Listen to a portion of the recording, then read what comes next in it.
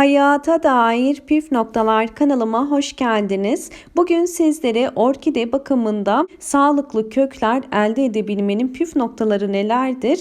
Sizlere bunlarla ilgili önemli noktalardan bahsedeceğim. Özellikle yeni orkide aldığımız zaman orkide kökleri genel olarak çok sağlıklıyken evimize geldikten kısa bir süre sonra çürümeler ve aktif olan kök uçları zamanla kurumaya başlıyor. Bizler de eğer bu problemlerle karşılaşıyorsak yapmamız gereken bazı püf noktalar vardır. Orkidenizin sağlıklı olduğunu anlamanın en kolay yöntemlerinden biri aktif köklerdir. Bakın gördüğünüz gibi köklerim şu anda gayet aktifler. Özellikle kök uçlarında kahverengi ve yeşil noktalar varsa bu orkidenizin köklerinin aktif olduğunu gösterir. Yani orkidenizin sağlıklı bir gelişim içerisinde olduğunu gösterir. Ama eğer orkide kökleriniz zamanla kuruyorsa ve içi boşalıyorsa, özellikle hava kökleri kurumaya başlıyorsa bu orkidenizin sağlıklı olmadığı anlamına gelir.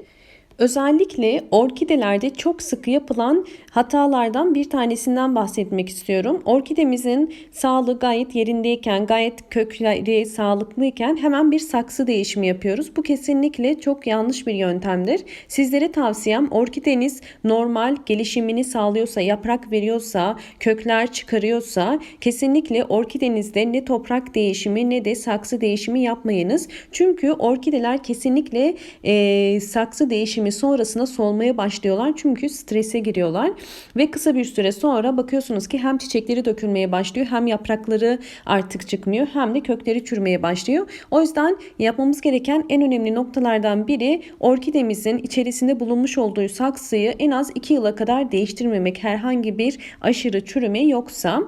Diğer ikinci önemli püf nokta ise orkidenin sulanma noktasıdır. Kesinlikle orkidenizin kökleri beyaza dönmeden sulamayın. Eğer orkidenizin kökleri beyaza dönmeden yeşil iken sulama yaparsanız zamanla orkidenizin kökleri bakın bu şekilde aktif olup yeni kökler vermek yerine çürümeye başlayacaktır.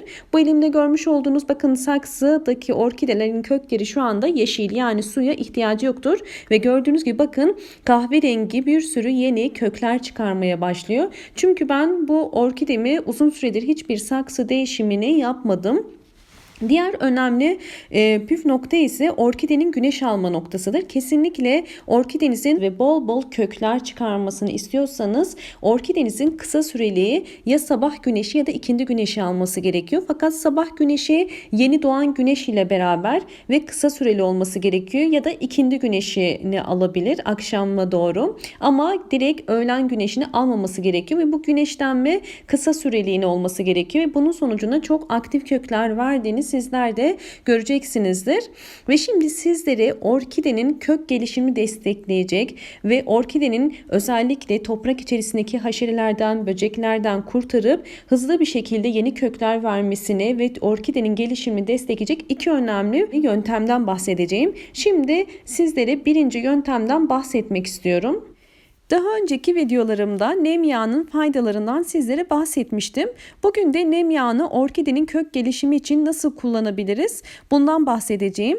Nem yağı tamamen doğal bir yağdır. Tesbih ağacından yapıldığı için herhangi bir kimyasal yoktur. Orkidelere bir zararı yoktur. Bunu da belirtmek istiyorum. Şimdi nem yağının orkidenin kök gelişimini desteklemesi için kullanım şeklini de sizlere göstermek istiyorum. Bunun için bir su bardağı dolusu suya ihtiyacımız var. Yaklaşık olarak 200 milimlik bir su koydum bardağın içerisine ve üzerine 4 ya da 5 damla nem yağını damlatacağım. 4 ve 5 damla nem yağını damlattıktan sonra yağın bütün bardak içerisinde suyla özleşmesi için bir kaşık ile iyice karıştıracağım. Nem yağı biraz ağır kokulu bir yağdır. Bunu da göz önünde bulundurun kullanırken.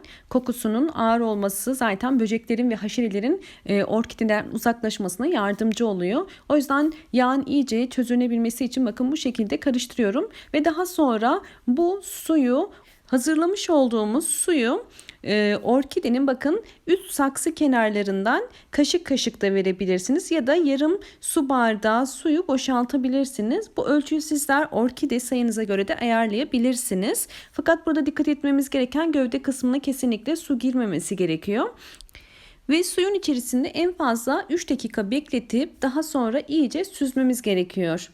Bu şekilde bunu 2 haftada bir uygulayabilirsiniz ve böylelikle orkidenizin zamanla gelişimini fark edeceksinizdir.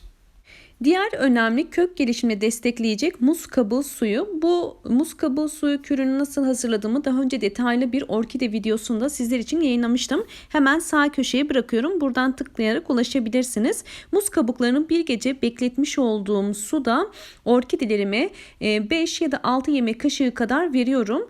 Bu şekilde 15 günde bir verebilirsiniz ve gerçekten muz kabuğu suyu içerisindeki o potasyum ve vitaminlerin hepsi suya geçtiği için bitkilerin hızlı bir şekilde gelişmesine yardımcı oluyor. Özellikle orkidelerde yeni kökler çıkarmasına, yeni yaprak çıkarmasına ve çiçekliyken bile tomurcuk çıkarmasına yardımcı oluyor.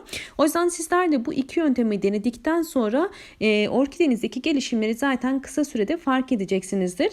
Bakın ben özellikle sonuçlarını da sizlere göstermek istiyorum. Bakın görmüş olduğunuz gibi orkidemin artık kökleri çok sağlıklı ve saksının altından da çıkmaya başladı. Kullanmış olduğum bu yöntemler sayesinde orkidem bakın hem kökler çıkardığı gibi yani çiçekleri varken bile yeni tomurcuklar açıyor. Bu orkidenin sağlıklı gelişimine sağlayan hem muz kabuğu suyu hem de nem yağı suyudur. O yüzden sizlere de tavsiye ederim. Bakın yine bu orkidemi de göstermek istiyorum. Bu üst yaprağı zaten yeni çıktı ve bol bol kök çıkarıyor.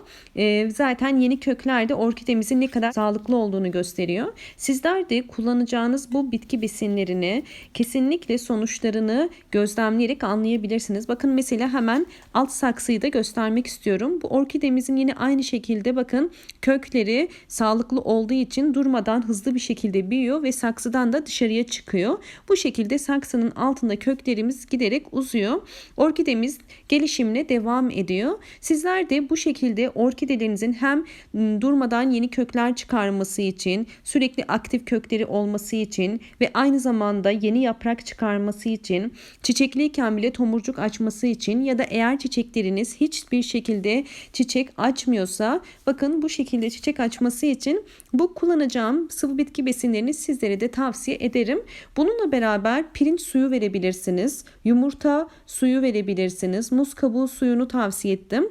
Ve nem yağını da bu şekilde verebilirsiniz. Daha önceki videolarımda zaten bunlarla ilgili detaylı videolarım var.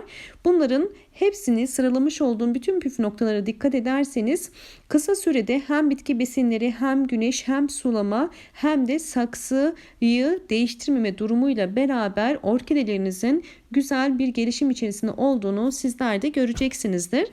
Umarım bu videom sizler için faydalı olmuştur.